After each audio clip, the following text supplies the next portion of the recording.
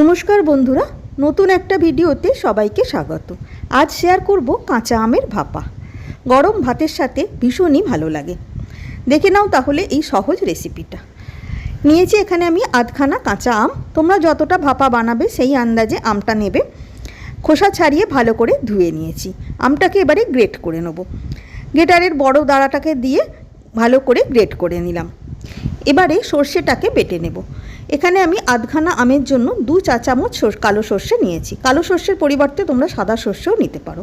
নুন আর 2টো কাঁচা লঙ্কা দিয়ে সর্ষেটাকে বেটে নেব। যে পাত্রেতে ভাপাটা বানাবো সেই পাত্রে গ্রেট করা আমটা দিয়ে দিলাম বেটে নেওয়া সর্ষেটাকে। সর্ষেটাকে একটু জল দিয়েই বাটবে, কেন আর এক্সট্রা জল এতে কোনো ব্যবহার হবে না। দিলাম স্বাদ মতো নুন আর সামান্য একটু চিনি। দেখে নেবে আমটা যদি কাঁচা মিঠে হয় তাহলে চিনি দেবার প্রয়োজন নেই। আমি যে আমটা ব্যবহার করেছি সেটা টক আম, তাই জন্য সামান্য একটু চিনি দিলাম। কালারের জন্য দিলাম সামান্য একটু হলুদ গুঁড়ো আর আধখানা আমের জন্য 1/2 টেবিল স্পুন সর্ষের তেল ব্যবহার করলাম। তোমরা যতটা ভাপা বানাবে সেই আন্দাজে সর্ষের তেলটা দেবে। সব কিছুকে ভালো করে মিশিয়ে নিয়ে ওপরে দিয়ে দিলাম একটা চেরা কাঁচা লঙ্কা। ঢাকা দিয়ে এবারে এটাকে ভাপিয়ে নেব।